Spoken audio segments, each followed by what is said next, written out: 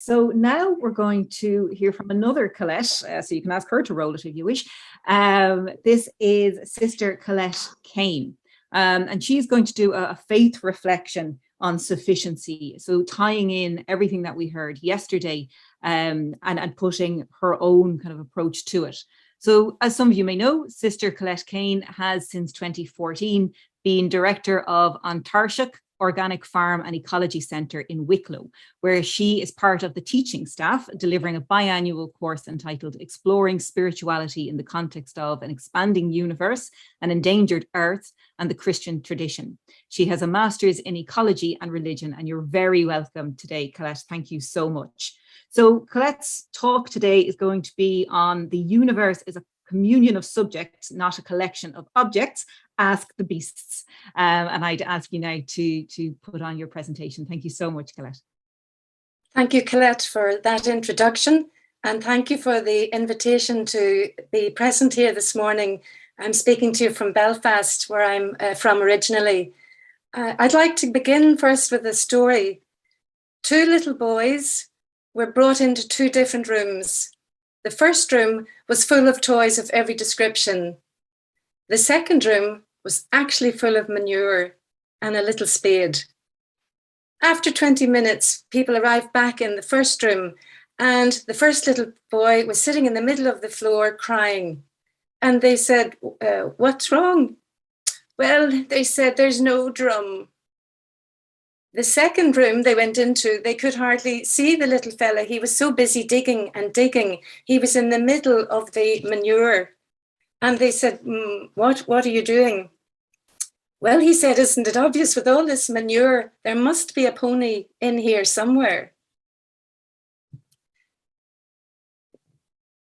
Now, I'd like to share my screen, Colette, if that's okay. I'm going to go into a few slides to animate and illustrate the presentation. Play slideshow, play this.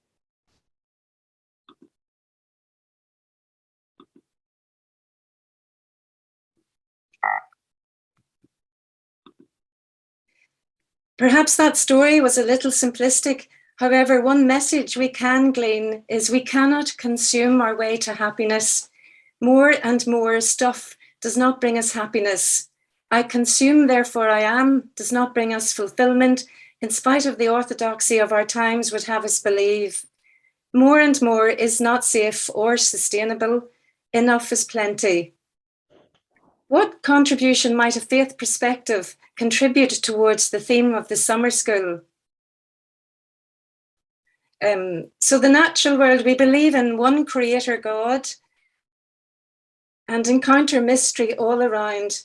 We respond with wonder and awe, praise and acclaim, God talk in liturgies. We seek to live in right relationships with God, humans, the earth, an ethical life to live with and for others in just institutions, as Paul Ricoeur defined ethics.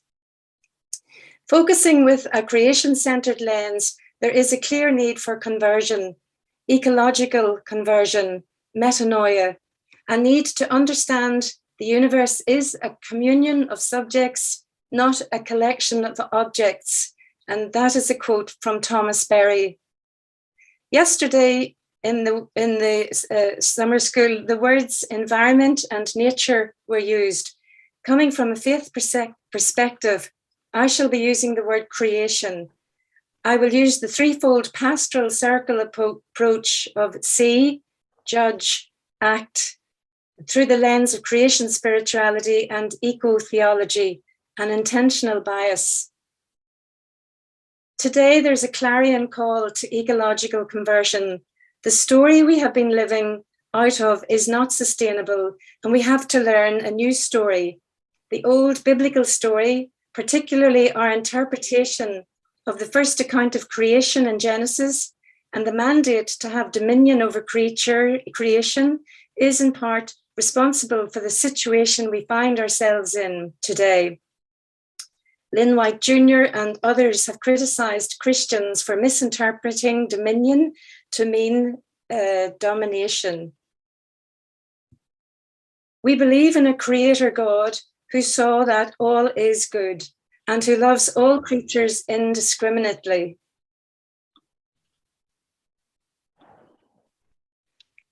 Who loves all creatures indiscriminately. We're living through an era of great extinction of species, loss of biodiversity and climate change. We are causing the diminishment of the rainbow of life created by God. We in the minority world, or the global north, if you like. We are causing the destruction of our common home, where, in the words of Pope Francis, informed by science and reading the signs of the times, declared the injustice of leaving a filthy pile of rubbish for future generations. If we do not change our habits, thinking, consumption, and save the planet, there will be no safe and sustainable future. The cacophony of our human busyness and the rapidification, in the words of Pope Francis, the rapidification of our technocratic culture is disorientating us, deafening us to the cry of the poor and the cry of the earth. Theologically, there is a need to reimagine our metaphors for God, to understand afresh Jesus's praxis and teaching about the reign of God. Who is my neighbor? Ethically, we're invited to stretch the boundaries of our tents and to include the whole community of life, to be in right relationships with God, the whole community, and the cosmos. We're witnessing unprecedented destruction of the planet and life. And this, we know, has been caused by the Anthropocene. Drew Dillinger talks about the asteroid that is now attacking the planet. And I'd like to read an excerpt from Drew's poem, Hieroglyphic Stairway. What did you do once you knew? It is 3:23 in the morning and I am awake because my great-great-grandchildren won't let me sleep. My great-great-grandchildren ask me in dreams, what did you do while the planet was plundered? What did you do when the earth was unraveling? Surely you did something. When the seasons started failing, surely you did something.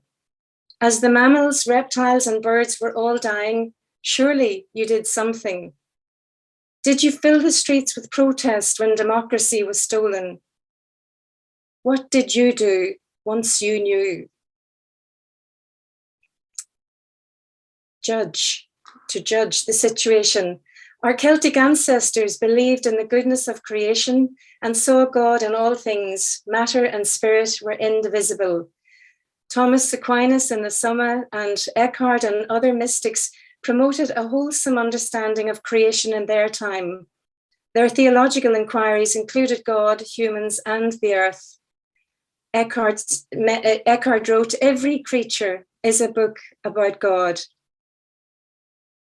Theology was informed by God's book of works, as well as God's book of words. Creation was integral in human divine understanding. So how did relations between God, humans, and the earth become severed?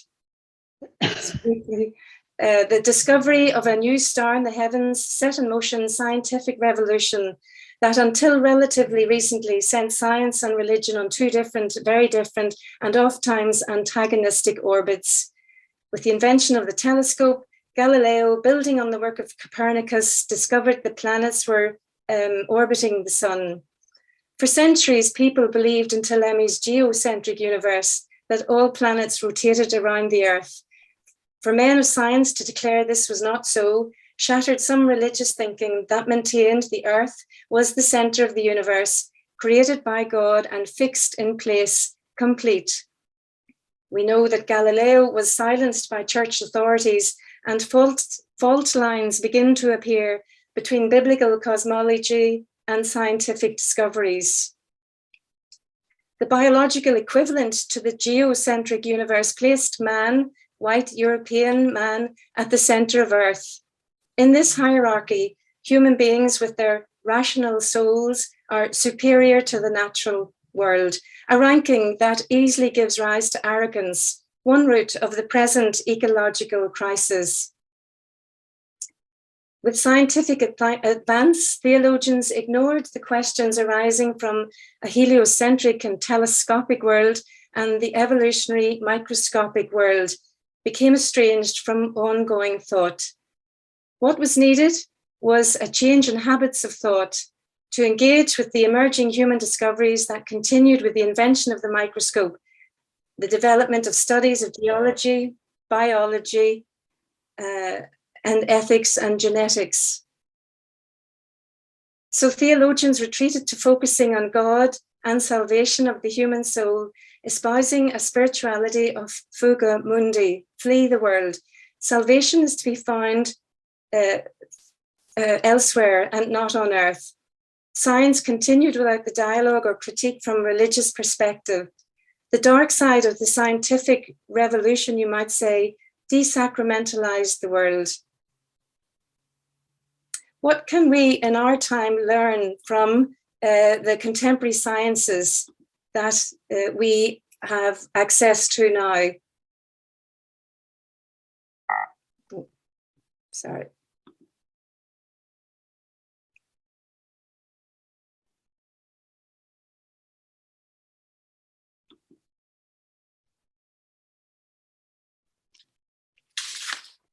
Contemporary science is discovering a natural world that is surprisingly dynamic, organic, self-organizing, indeterminate, chancy, boundless, and open to mystery of reality.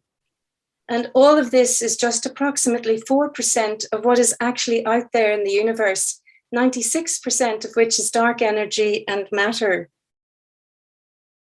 Creatio continua. The universe is continuing to expand.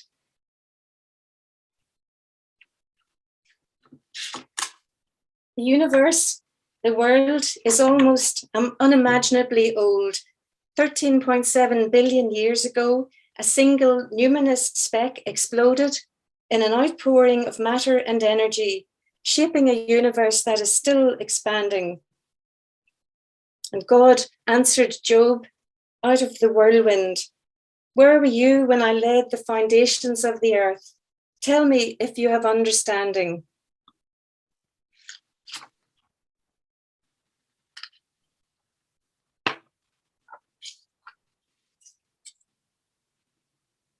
Incredible.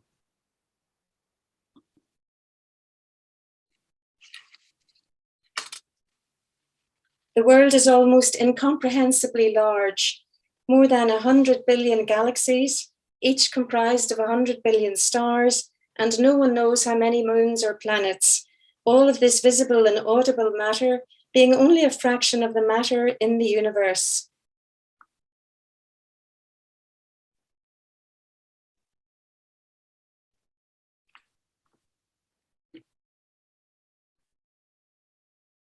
The world is almost mind-numbingly dynamic.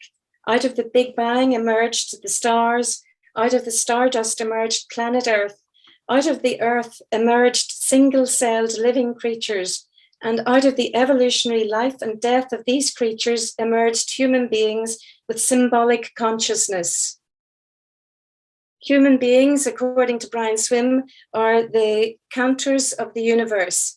We, if you like, are the universe become conscious of itself.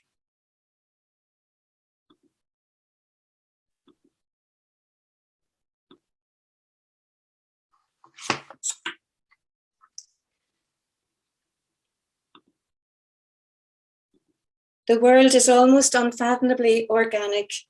Everything is connected with everything else. Nothing conceivable is isolated.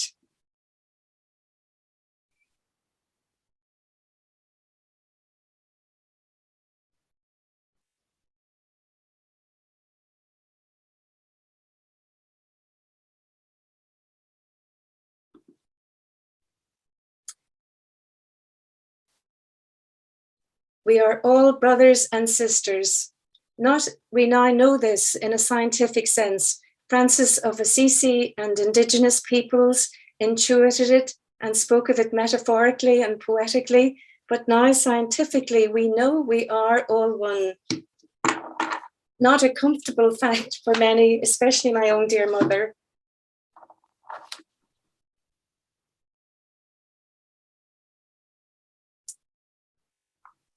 This is a water flea taken from the back garden and the pond in the back garden under a microscope. We are biologically interconnected to the human genetic structure closely parallels the DNA of other creatures, bacteria, grasses. We have evolved from a common ancestor and are kin in the shared history of life. Elizabeth Johnson said, from the pebble to the peach, to the poodle, to the person.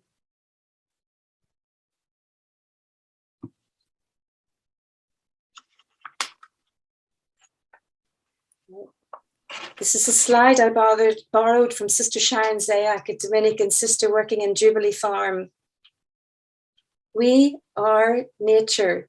We are not apart or separate from nature.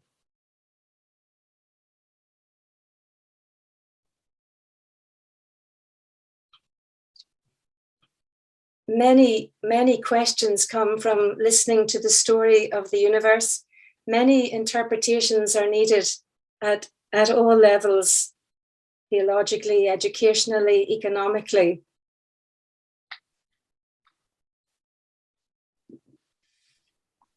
Act. We need to tell a different narrative. In the old days, we might have said, change the record. We cannot save today's problems with the same mindset that created them. All are one. Nature is alive. Science has come full circle and is leading us back towards a view of nature as alive, as living organisms. All is interconnected and interdependent. We cannot tell the story of one thing without telling the story of everything else. What we do to the earth, we do to ourselves. We need to be challenged of our species' humility, to rethink basic categories and move from the ordering of the human at the apex of creation to the community of life. It is essential to reimagine systematically the uniqueness of being human in the context of our profound kinship with the rest of nature. Profound kinship. Thomas Berry, Miriam McGillis, Sean McDonough have all been very influential figures in the care of the earth and greening of the church. For over 30 years, religious have explored the seminal publication, The Story of the Universe, the story of our common origins, to better understand and know our place in the created order, to respect and bend the knee in reverence before this splendid universal communion that we are part of. If you haven't read that book, I would certainly recommend it.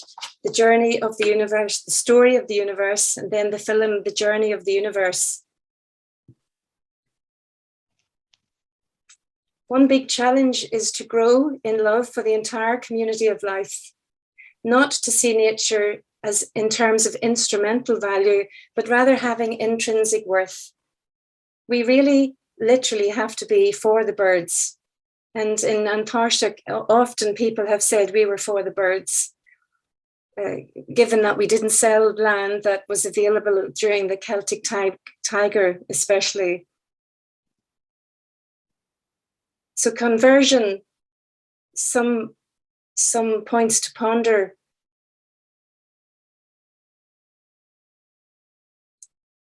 Perhaps a new metaphor, the tree of life.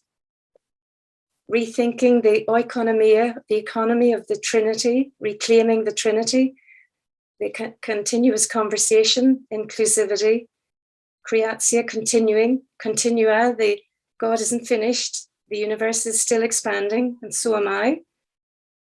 To look to eco-justice principles, include the land and ethics within ethics. Many years ago, I watched the film called The Mission, and De Niro and Neeson and Ray McNally portrayed the conquering and colonization of South America. At the end of the film, thousands of Guarani Indians have been slaughtered. The Spanish king's representative says pragmatically and without empathy, "Thus is the world." The Pope's representative, Cardinal, played by McNally, responded, "Thus have we made the world." The cross and the sword announcing the good news. economic gain and the accumulation of wealth justifying the means. The colonizers believed the indigenous peoples had no human rights and considered them as less than human.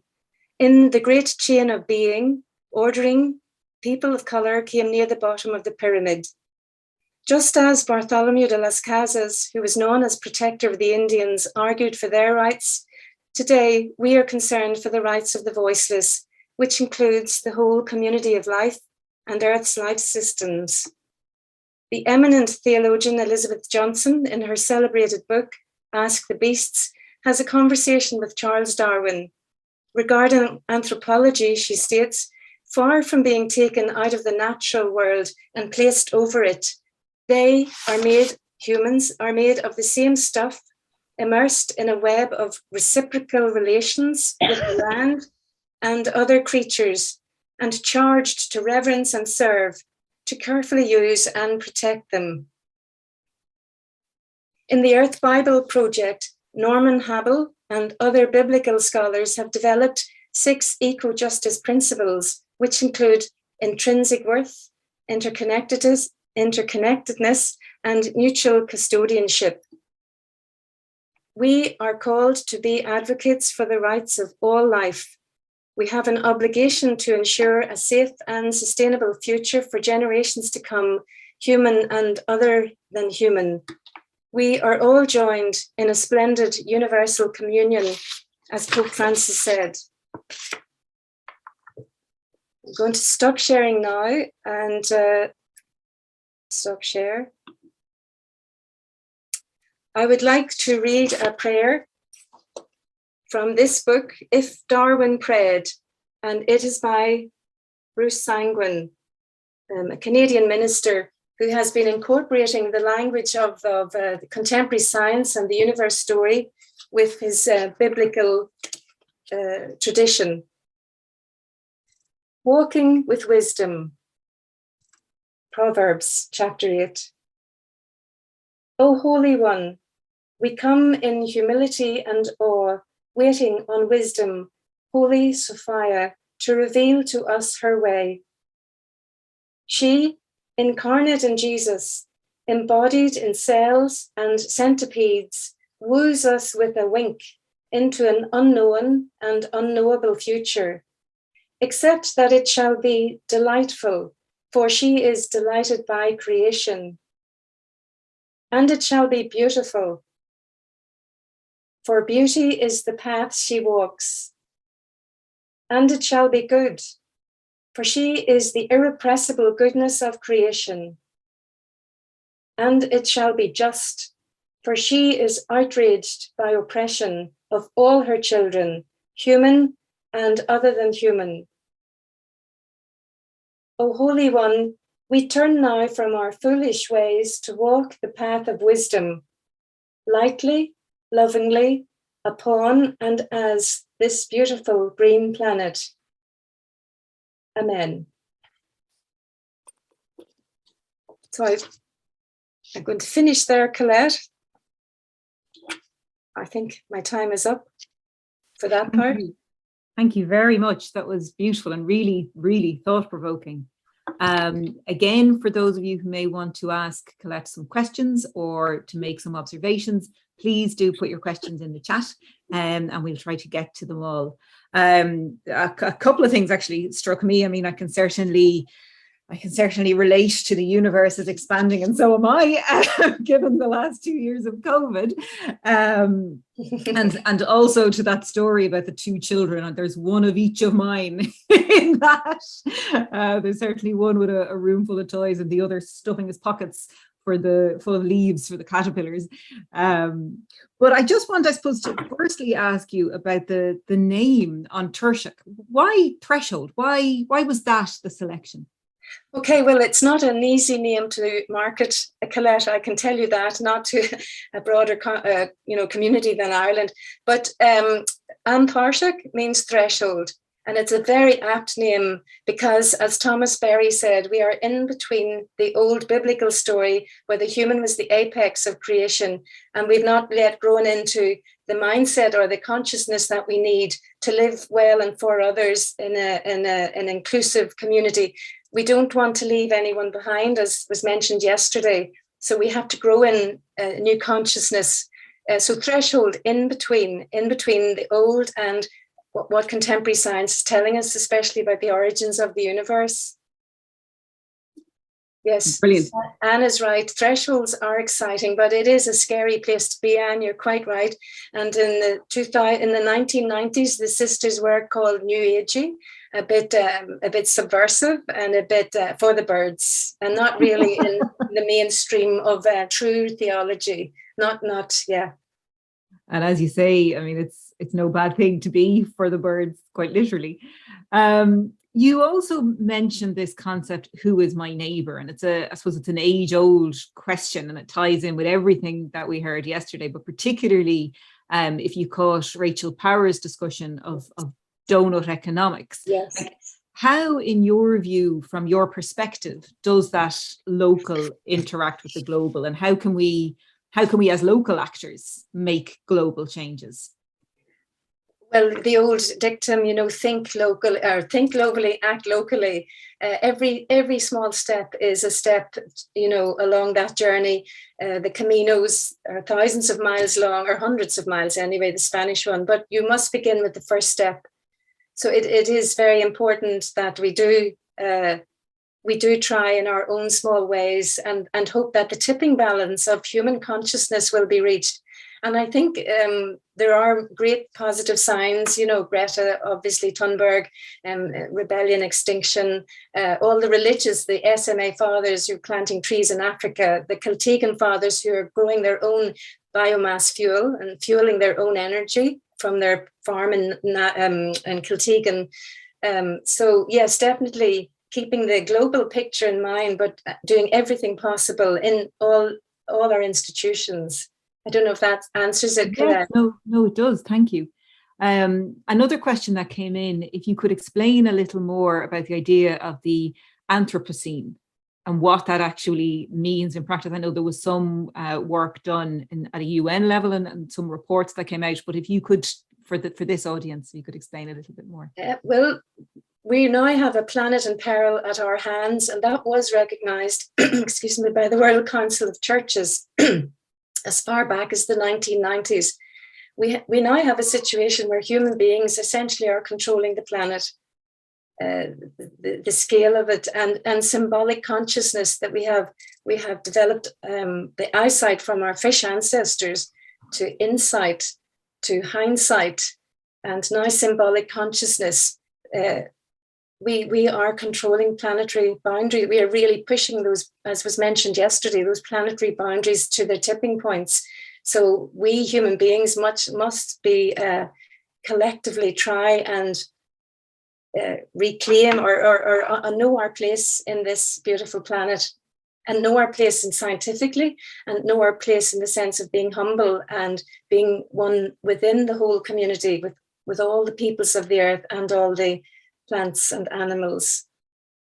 Yeah, and that actually leads me to something I was thinking when you were going through your presentation, and you referenced nothing on earth is isolated. Yes. And it's that real need to focus on how all those dimensions are connected. So in his presentation yesterday, Sean Healy made the point about the tendency of politicians or policymakers and others, we talked a little bit about economists, to focus on their own kind of lane, to focus on these silos, yes. Rather than looking at things being interconnected. And, in the presentation around a just transition, Social Justice Ireland certainly tries to make that point about things being interconnected. You can't have a just transition if you're only doing it in one spot or with one government department. But it means that we never get to really see the situation as being part of that bigger picture. And again, I'm going to ask you the big question of the how. How do we get to do that? I think that's one of the vocations of religious life, is to be the midwife, or to be contemplative, to stop and to step back and to reflect to society what we see. I think contemplation, or yes, being present and aware is one thing that is still within the vocation of the religious. Yeah, it is. Like it is that thing of being aware, you know, and understanding it. It's how, I suppose, we transfer that from people who are naturally or vocationally aware to people who are almost ideologically opposed to that level of awareness. And also, I think our language must change, Colette, you know, the language that we do use in religious circles or in our liturgies. You know, I mean, if I could tell you a quick puzzle, just to give an example, I'd want you to imagine a hospital, and in A&E, there has been a car accident, and a father and son are rushed into A&E, and the surgeon comes in and says, "Oh, that's my son, I can't operate." Now, some people might get it straight away, but I'll just say it again. So a father and son are brought into the A&E, there's been a car accident, and the surgeon comes in and says, "That's my son, I can't operate." And of course, the surgeon is a woman. And even in spite of all our feminism over 30 years, I can still think in terms of, you know, the stereotypical roles and thought patterns that haven't changed and evolved. So, not going to lie, Colette, I am genuinely relieved that I had read that riddle before I knew the answer. So I felt very much put on the spot there. But it is, you're right. It's how we characterize things in our heads. And I loved the reference to the mission. And you talk about how the colonizers considered that the Indians had no human rights because essentially they were subhuman, or they weren't human. And I think there's definitely something in that. And I, you know, I have a feeling John Barry might have something to say about it as well. But there's definitely something in that in terms of how the global North engages with the global South when we look at things like climate change and the impacts of our actions and the impacts of our ever increasing growth, and how really, if we stopped to think about what that means, that we are denying human rights and why we are doing that and why we feel that we can do that. I think there's something really to reflect on there. Sean Healy has a piece there. Important to acknowledge that the right relationship with the land was part of the Jewish understanding of justice and was clearly recognized in the Jewish scriptures. Yes. We have tended to focus only on right relationships with God and with our neighbor, but I suppose it's, you know, there are no neighbors if there is no land, there is no earth. Yes. In terms of one of the questions that came in yesterday, actually, and I thought it was quite relevant to today. I was going to leave it for the roundtable, and maybe I'll ask it again at the roundtable. But it was from a colleague of mine, Suzanne Rogers, and she asked, a speaker at the OECD conference in Cork this week spoke about the 4 Ds: decarbonisation, demographic change, digitalisation, leading to disorientation. And John Barry, in his inimitable style, said the other D we need to include is decolonisation.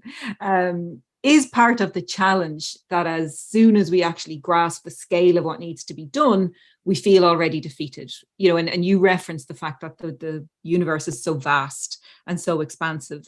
Does the individual who's making changes need to see policy and society do likewise on a larger scale in order to feel that their efforts are worthwhile? Yes, I would agree with that. I'm just thinking now of the children. We're on a campus, and there are children in the primary school, and they're now suffering from climate anxiety. And one of the teachers was very wise. She came over and asked, could we do anything with the children, you know, this is all they're hearing now. And they asked, could they plant, they had 2 requests, could they plant more trees, and would we stop cutting the grass because of the bees and the pollinators? And so we did. We came together and physically got them to plant trees. and we didn't cut the grass, you know, so that they could see they have an anxiety. They wrote letters. They were very charming letters, pictures of bees and lawnmowers, and then the teacher got some action, and that really helped. And combining our efforts certainly. And I've lost my train of thought now, Colette, from the first point I was going to make. But that's really all any of us in the advocacy space wants to see. We want to see that our advocacy has an output. I mean, that's such a beautiful example of what can really happen for the good, what positive change can be made when someone takes on board your advocacy work. You know, as Sean mentioned earlier on, that we're going to the National Economic Dialogue tomorrow, and I mean, if I could get somebody to stop cutting the grass, I'd see that as a win. That's my level at this point. But I think it's a really important message as well. If I just could go back to Sean's point, he's absolutely right. And Jesus was a Galilean Jew, and he did imbibe all of that Hebrew beauty, Hebrew love of the land and the Sabbath and resting the animals and the land. Yes, and the whole Bible project has evolved over the years with this Earth Bible project. Norman Habel and many commentators are looking back at the texts and you know, doing research on how to reimagine and look at the grey texts. There are some grey texts, for example, that would seem to allow humans do what they want to the earth, which was the first account of creation, and have dominion.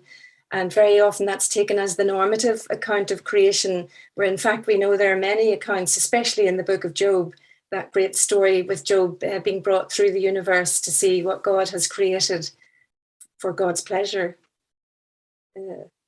Yeah, and I think there's a huge amount to reflect on that when we do think, because, you know, we're becoming increasingly polarized. You know, I hesitate to even say we're becoming polarized in debate, because debate is just non-existent. You know, everybody is living very much in the black and white with the increase in social media. Everybody is kind of steadfast in their positions.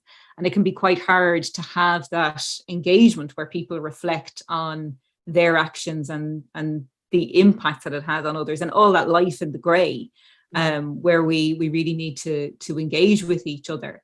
I have a comment in from John Barry. Decolonization is what climate justice looks like, and we need to acknowledge the pain and suffering caused by imperialism and neo-imperialism, and how this plundering by European nations was the foundation of their wealth and power, and our unevenly enjoyed comfortable lives in the minority world is based on that history of unjust plunder. But we also need to decolonize our imagination and imagine a world beyond carbon, consumerism and capitalism. And I think that is really well put in terms of decolonizing our imagination. Because again, and I've been guilty of it myself, that thing of your own needs, your own wants, your own aspirations are to the forefront of your mind, and everything else almost comes secondary. Whereas if we, as John puts it, decolonize our imagination, it allows for a much more expansive thought. It allows for much more inclusive thought.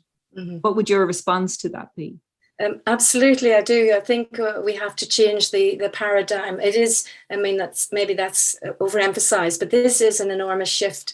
And to think that it brings into question incarnation, how we understand incarnation. I'm talking now in religious language. It calls into question how we understand salvation. These are large themes in Christianity. But consciousness, it's a sea change in consciousness, really. Yeah. And if I may, Colette, probably for my last question, there's some more coming in actually, so not my last question, Colette, I'm sorry.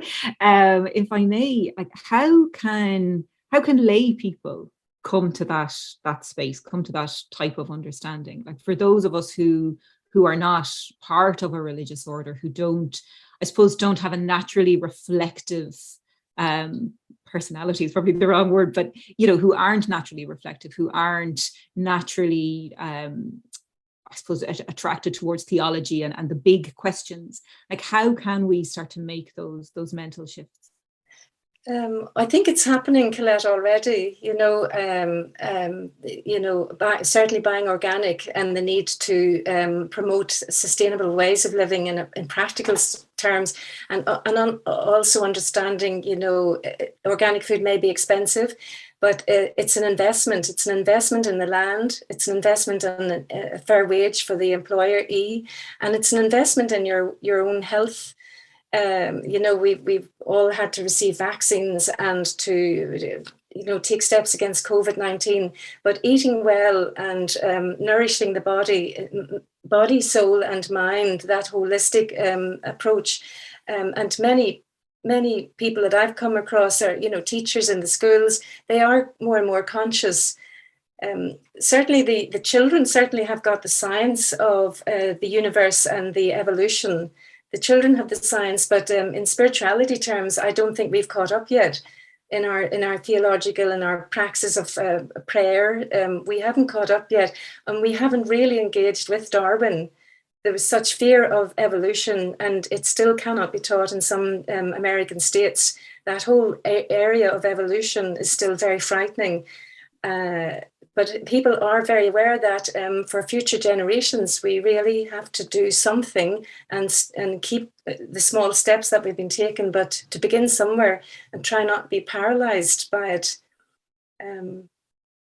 Absolutely. I mean, and it's back to that understanding of threshold, that first step that we need to make. There's some wonderful comments coming in, so I'm going to read some out to you, Colette.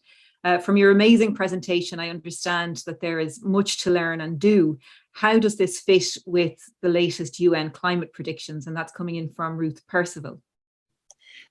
When we listen to the statistics, it is quite paralyzing. And you might say that we've already reached tipping points and boundaries are being breached. And if we go there, we might go into a dark hole. There is one great thing in Christianity, is the sense of hope, that the kingdom of God is already with us and it is still to come, that there is something within us that is godlike, that can affect change. Jesus came not to show us how to die, but how to teach us how to live. Sometimes we've really stressed the cross and the death of Jesus. Can we imitate, or can we put into practice that we are the locus for the reign of God on earth now? So statistics can be paralyzing, but the Christian story essentially is one of hope. And I think that's something that I hang on to, because I've been listening to the statistics and we've been trying to teach and explain about the necessity to act now. Changing mindsets is very slow, but we've really run out of time. We really have run out of time. And Jane Mellett from Trócaire talks about this the slow movement to change mindset and consciousness, but the absolute need to do it now, because planetary boundaries are being tipped, and the cycles are the denigration of the environment is happening on a very rapid scale.